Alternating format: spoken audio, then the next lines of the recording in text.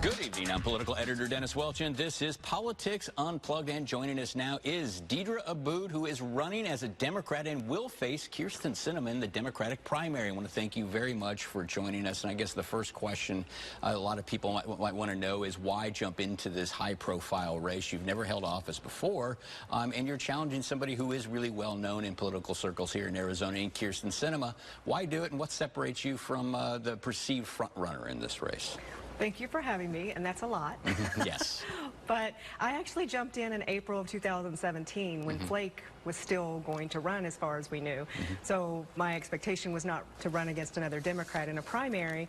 But, you know, once I was in it and decided that my job was to raise the expectation for this office, that we need to have our U.S. senators visiting all 15 counties. We need to be out and have public events where anyone can attend and ask us questions. And we need to talk about the things that really matter. And that's what we're doing in this campaign. Yeah, and we were chatting just really briefly before we started taping here, asked you how the campaign was going. You said you're changing the conversations a lot. What kind of conversations are you changing out there? What kind of conversations are you having with people you're meeting on the campaign? There's a lot of that's going on with that too. I mean, we're changing the conversations about what matters to Arizonans. We're actually talking about all of the issues rather than just the convenient ones that seem that they're non-controversial.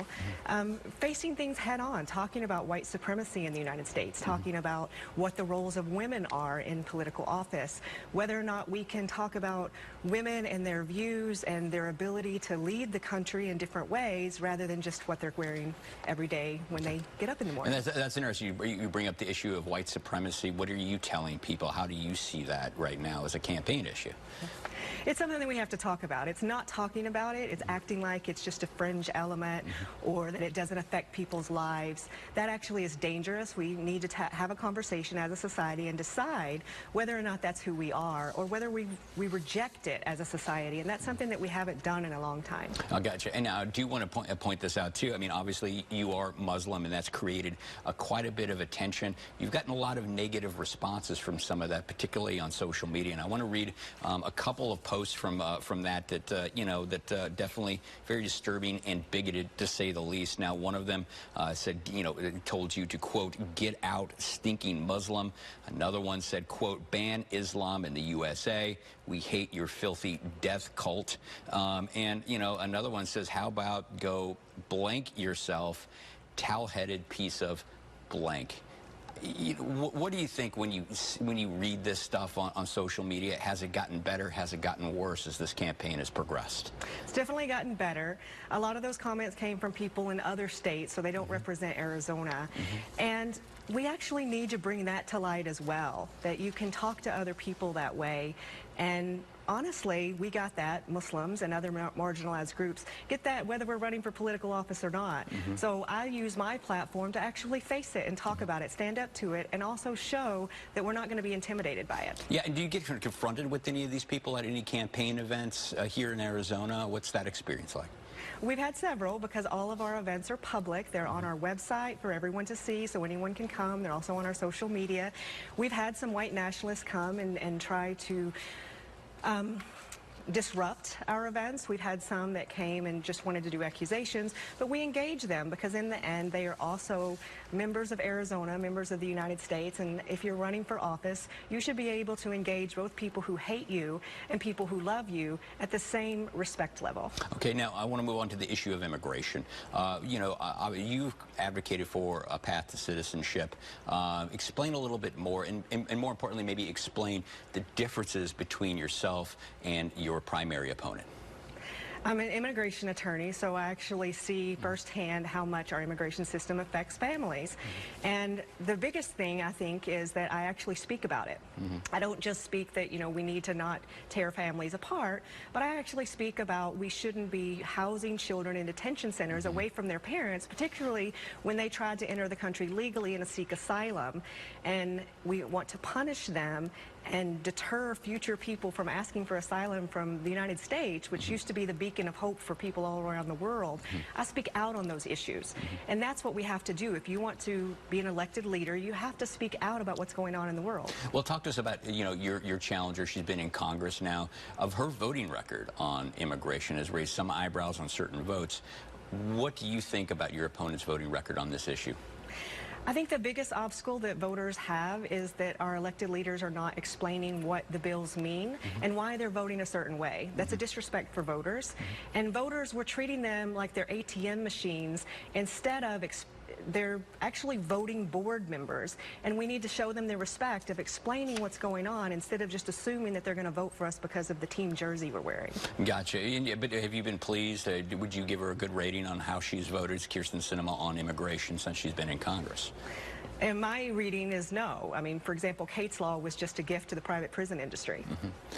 And explain that a little bit more and why you think that. So Kate's Law basically was an enhancement. Someone who got a conviction for a felony that would have gotten 0 to 5 years in prison now gets 10 to 15 in private prisons, where we pay to house, feed, and clothe them before we deport them instead of just deporting them from the beginning. And now the current administration has got this policy where they are separating parents from their children once they reach the border.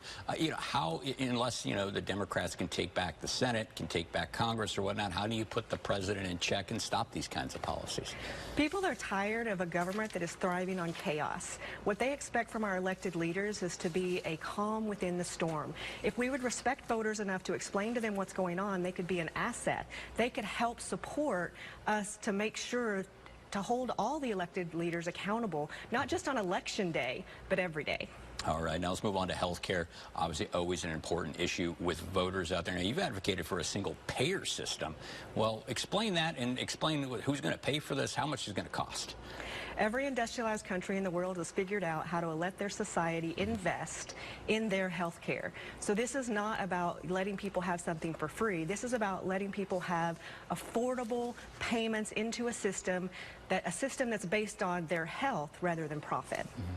Okay, and obviously a lot of Democrats have felt really, confident heading into this election. There appears to be this, people have talked about this blue wave, but when you look at the numbers out there, when you look at the economic numbers out there, I believe that the unemployment is now under 4%. What is the argument then that they should be putting Democrats in office instead of Republicans?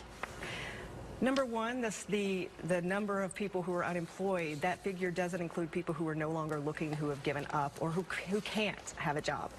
Number two, I don't think that we just need to put Democrats in office or Republicans in office. We need to put people in office who are transparent, who are willing to be held accountable, who are willing to talk to voters and explain their positions. We need to start voting for people we can believe in, because voters will vote for someone that they believe because they understand the positions, even if they disagree with the positions, over people that they can't believe because they have no idea. Okay, and last question, we got about 30 seconds left here. If you were elected to the U.S. Senate, what's the first bill that you would introduce, first action you'd take? First action I have committed to take back contract is that we need to dismantle Citizens United, because Citizens United allows people to put in dirty money, dark money, without any transparency, and we as humans have to be transparent and have limits, and corporations don't. And I apologize, one more question here. A lot of Democrats are being asked this too, so I'll ask you, would you support the impeachment proceedings if the Democrats were able to take back Congress? That is a responsibility of Congress, and particularly U.S. Senate. So if we are given information, if we are giving proof, it is our moral responsibility to hold any elected leader, including the president, accountable. So impeachment proceedings, yes, no? If we have the evidence, we do. And it appears that may be the case, and I would do it with pleasure, because that's what you're supposed to do when you're an elected leader. All right. Well, thank you very much for stopping by here. That's all the time we have, but we do have more Politics Unplugged coming up.